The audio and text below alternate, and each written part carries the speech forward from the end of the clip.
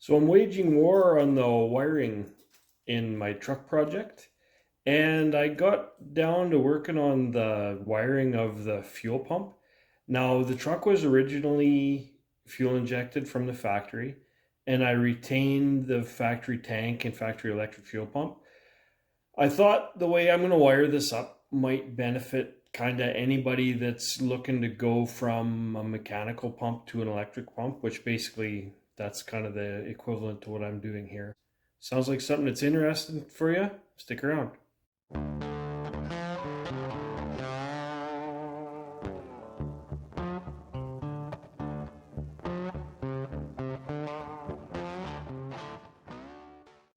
So here's a quick schematic I did up of the fuel pump control system that I'm going to do on my truck.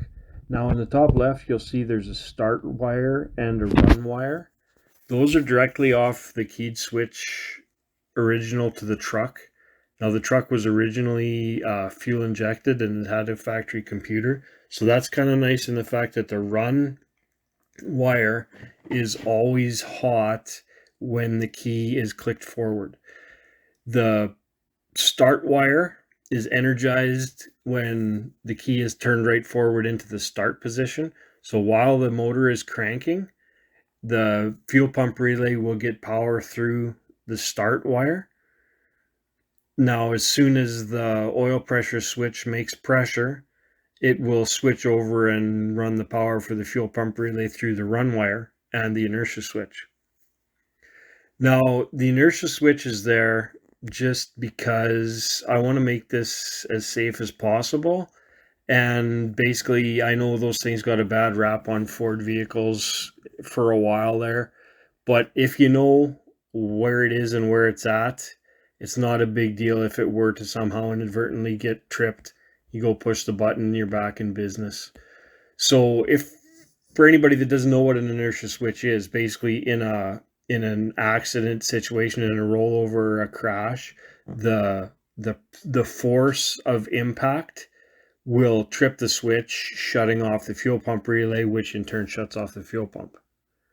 Now, as far as the fuel pump relay itself, just make sure that it's rated for the amount of continuous amps that your fuel pump's going to draw.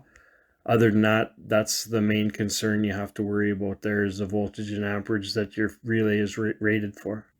Now, the fuse and wiring as well, make sure that's all sized appropriately to the pump that you're using. For the pump in my situation, I'm using all the factory wiring that ran this same factory pump, so I'm confident all that's going to work out just about right. So then if you see in the second row of the illustration, you got the fuse, you've got the contacts from that R1 fuel pump relay and the fuel pump. The other side of the fuel pump just goes to ground.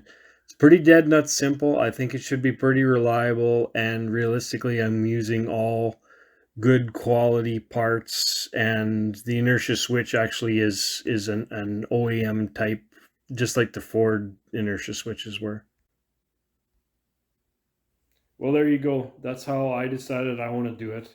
Now, because I'm building this truck for my son, and I sure don't want anything to happen to him because of the work that I've done on this, I wanted to make sure safety was the most important, and that's one of the big reasons I did it the way I did it. Hopefully, this is going to work out.